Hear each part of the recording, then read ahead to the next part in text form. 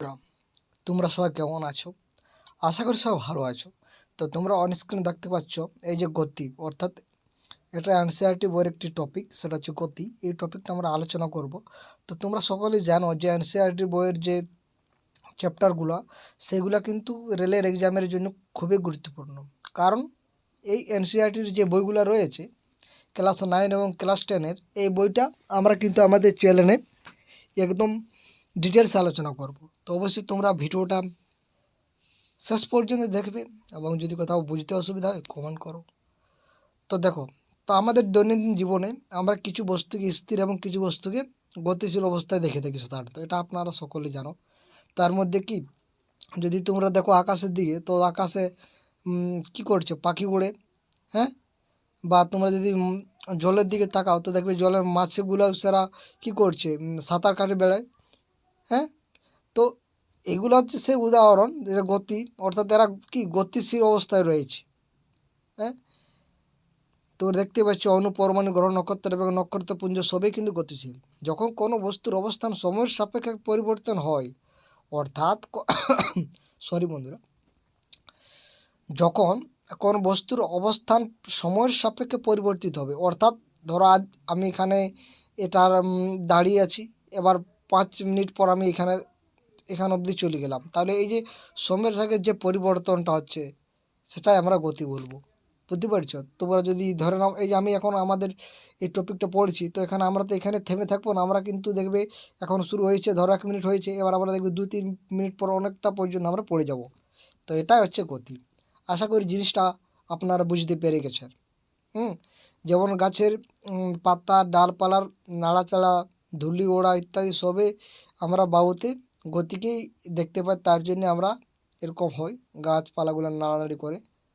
তো একই বস্তু একজনের কাছে স্থির এবং অন্যের কাছে গতিশীল বলে মনে হতে পারে। যেমন ধরো, গতিশীল বাসের আরোহীর কাছে রাস্তার পাশের লোকগুলিকে পিছনের দিকে গতিশীল বলে মনে হয়। আপনারা এটা অনুভব করে দেখেছেন, একেবারে বাচ্চা লেভেলের জিনিস, এটা তোমরা সকলে জানো। যখন একটা গতিশীল বাসের মধ্যে যখন আপনারা থাকবে, বা বাইকে থাকো না কেন, সেই সময় যখন পার হবে, তখন যে রাস্তার পাশে যে লোকগুলো থাকবে, তারা মনে হবে পিছন দিকে যেমন চলে যাচ্ছে, সেও গতিশীলভাবেই চলে যাচ্ছে, এরকমভাবে মনে হয়। বুঝতে পারছো? অর্থাৎ সেই লোকটার কাছে সেই লোকটা বলবে আমি স্থির আছি, তুমি চলছো, কিন্তু যখন তুমি গাড়ি থাকবে, তুমি ভাবে সেও চলছে, আমি স্থির আছি। তো এইগুলা হয়ে থাকে বিভিন্ন ব্যক্তির কাছে বিভিন্ন রকম। তো অধিকাংশ গতি কী হবে, জটিল হবে। তো কিছু বস্তু সরলরেখায়, আবার কিছু বস্তু বৃত্তপথে গতিশীল হবে। তো কিছু দেখো, এই যে সরলরেখা মানে সোজাসুজি হবে এবং বৃত্তপথে হবে গতিশীল, তো সেগুলো আমরা জানবো। তো কিছু বস্তু ঘূর্ণনশীল এবং কিছু সংখ্যক কম্পনশীলও হতে পারে। তো এমনই অবস্থা আছে যেখানে সবগুলো গতির সমন্বয়ে দেখা যায়।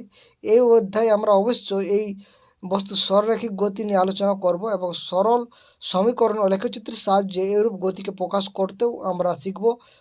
পরে আমরা বৃত্তীয় গতিকে বর্ণনা করার পদ্ধতিগুলি আমরা আলোচনা করব। তো একের পর আমরা সব আলোচনা করব।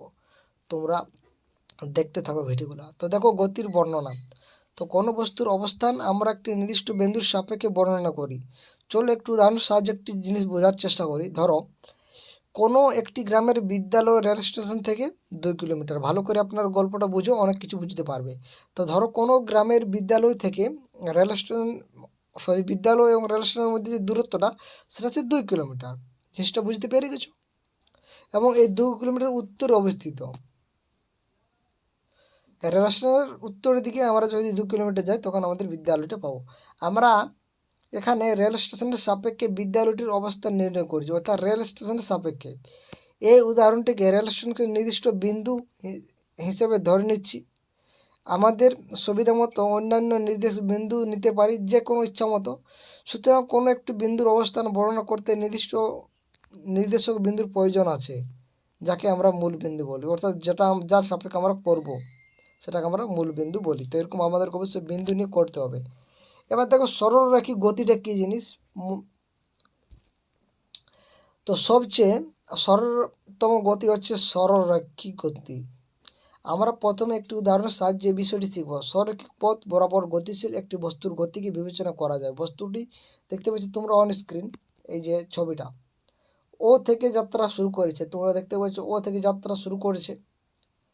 ধরে নাও এ, বি এবং সি বস্তুর বিভিন্ন মুহূর্তে অবস্থান, অর্থাৎ এ বিন্দুতে সে যাচ্ছে, দেখতে পাচ্ছ 60 কিলোমিটার। তো এটা বিভিন্ন বিন্দুর অবস্থান দেওয়া আছে। তো মানে এ বিন্দুর অবস্থান 60 কিলোমিটারে আছে, হ্যাঁ, বি বিন্দুর 35, সি বিন্দুর 25 দেওয়া আছে। তো এরপর বিতে এবং সর্বশেষে সিতে পৌঁছালো। তাহলে কি করছে, প্রথমে কোথায় সিতে আসবে, তারপর বিতে, তারপরে এতে পৌঁছাবে। এরপর বস্তুটি একই পথে বি বি বি হয়ে সিতে চলে যাবে। এবার এই পথ দিয়ে গিয়েছিল, সেবার এই পথ দিয়ে আবার সে ফিরে আসছে। এখানে বোঝার জিনিস আছে বন্ধুরা, আপনারা স্কিপ করবেন না ভিডিওটা। দেখো আমরা কিন্তু যে মেন টপিকগুলো সেগুলো বুঝিয়ে দিলে হয়ে যাবে, কিন্তু আমরা চাই একেবারে ডিপ নলেজ আপনাদের যেমন থাকে, যেখান থেকে প্রশ্ন আসুক এবং সেটা নিমিষে করতে পারে। তাহলে বস্তুর অতিক্রান্ত মোট পথ কত হচ্ছে, দেখো ও এ, অর্থাৎ মোট অতিক্রম কত আছে, 60 যাচ্ছে। আবার সেই রাস্তা দিয়ে কি আসছে, এবার আমরা কি সি এসি, অর্থাৎ এই বিন্দুতে আলো, তাহলে কত হচ্ছে 60 প্লাস 35। এবার বলে বি বিন্দু, তো এখানে 35 কিমি দেওয়া আছে, 35 কেন যোগ করা হয়েছে। এসি দেখো, এসি মানটা দেখো তোমরা, এখানে পর্যন্ত 35ই হবে বন্ধুরা। এদিক থেকে তো 25 হচ্ছে না, এদিক থেকে 35 হবে, সেটাই এখানে 35 যোগ করা হয়েছে। তাহলে এইটি হলো বস্তুর অতিক্রান্ত দূরত্ব। তাহলে অতিক্রান্ত দূরত্ব আমরা এরকম করে পাবো, অর্থাৎ প্রথমে সে 60 কিমি গিয়েছিল, আবার সেই পথ দিয়ে আবার সে 35 কিমি ফিরে এলো। তাহলে কতটা পথ অতিক্রান্ত করলো সে, তো আমরা এটা এরকমভাবে যোগ করে পাবো। তাহলে দূরত্ব প্রকাশ করতে আমাদের শুধুমাত্র সংখ্যা মান নির্দেশ করলেই চলে, গতির দিক নির্ণয়ের প্রয়োজন হয় না আমাদের। তো এখানে তোমাদের প্রশ্ন আসতে পারে, কি আসবে, দূরত্ব প্রকাশ করতে আমাদের শুধুমাত্র সংখ্যার মান নির্দেশ করলেই চলে, এটা আসতে পারে। কোনো ভৌতরাশির সংখ্যা মানটি হলো তার ম্যাগনিটিউড, অর্থাৎ তার মান, অর্থাৎ কোনো ভৌতরাশির সংখ্যার যে মানটা থাকবে না, সেটা তার মান হবে।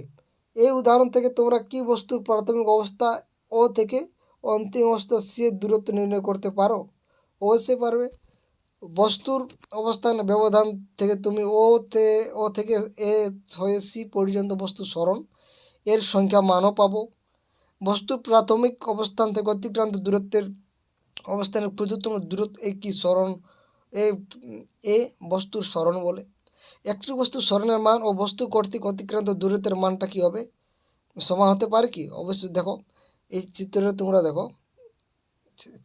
দেখলে তো, এবার দেখো ও থেকে এ পর্যন্ত বস্তুটির গতির ক্ষেত্রে অতিক্রান্ত দূরত্ব হচ্ছে 60, তোমরা দেখেছ।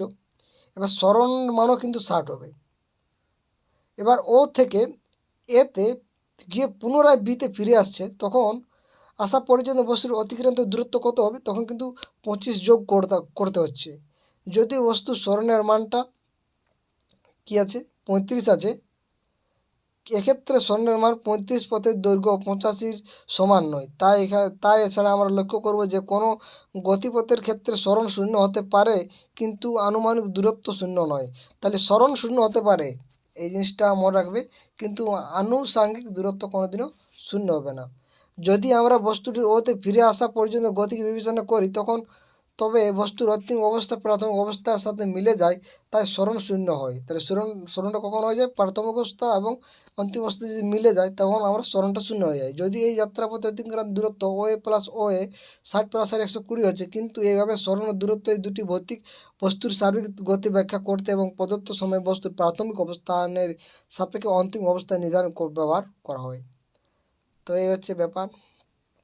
এবার দেখো, এবার আমরা কিন্তু নতুন টপিকে যাব, সেটা হচ্ছে সুষম গতি বা অসম গতি। তো এই জিনিসগুলো কি, ধরে নাও একটি বস্তু সৌররেখায় বরাবর চলছে, ঠিক আছে। তো বস্তুর প্রথম সেকেন্ডে 5 মিটার অতিক্রম করে, পরবর্তী সেকেন্ডে আরও 5 মিটার, তৃতীয় সেকেন্ডে আরও 5 মিটার, আবার চতুর্থ সেকেন্ডে 5 মিটার যায়। এক্ষেত্রে বস্তুটি প্রতি সেকেন্ডে 5 মিটার পথ অতিক্রম করছে। তাহলে প্রতি সেকেন্ড কত করছে, 5 মিটার। যেহেতু বস্তুটি সমান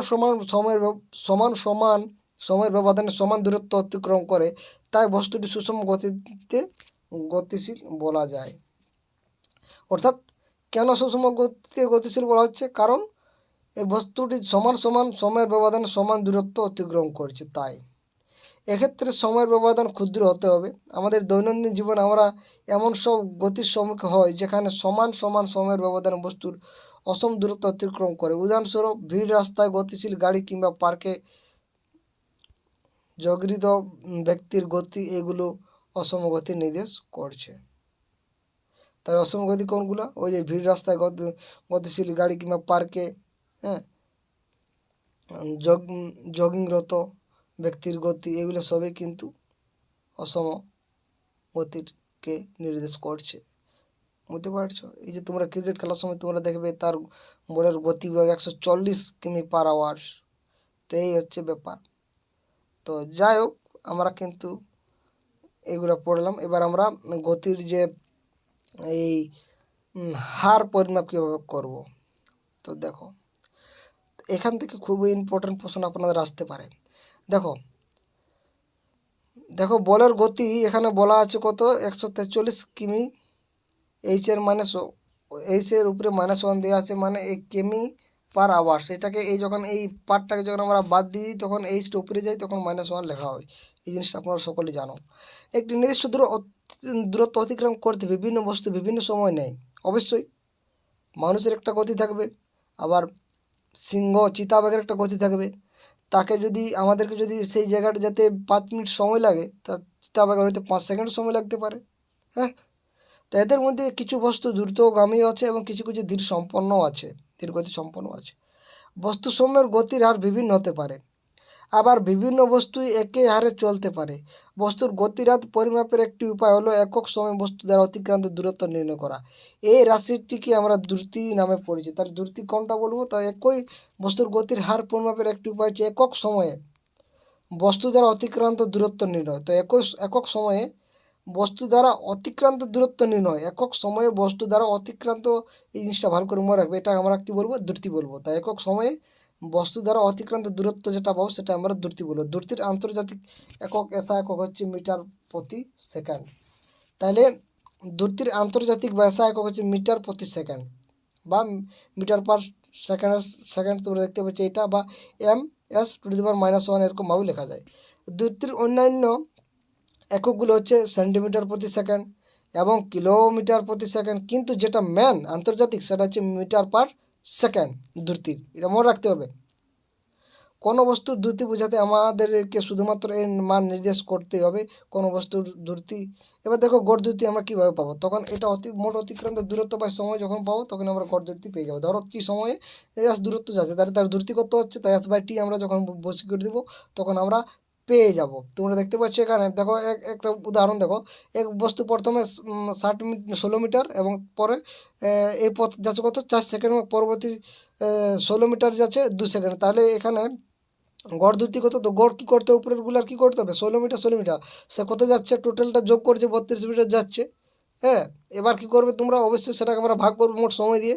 তাহলে আমরা অর্থাৎ মোট অতিক্রান্ত দূরত্ব প্লাস মোট সময় দিয়ে আমরা যেটা সেটা হচ্ছে গড় দ্রুতি পেয়ে যাবো। সেটা হচ্ছে উত্তর। এর অভিমুখ দ্রুতি। তো দেখো এটা কি? বস্তুর গতির হার ভালোভাবে বোঝা যাবে যদি দ্রুতির সঙ্গে আমার গতির অভিমুখ নির্দেশ করি। যে রাশি দ্বারা দ্রুতি এবং তার অভিমুখ উভয়কে নির্দেশ করি তাকে আমরা বলি বেগ। তাহলে বেগ আমরা কাকে বলবো? যে রাশির দ্বারা দ্রুতি এবং তার অভিমুখ নির্দেশ করব তাকে আমরা বেগ বলবো। বেগ হলো এক নির্দিষ্ট অভিমুখ গতিশীল বস্তুর দ্রুতি। কোনো বস্তুর বেগ সুষম বা পরিবর্তনশীল হতে পারে, অবশ্যই হবে।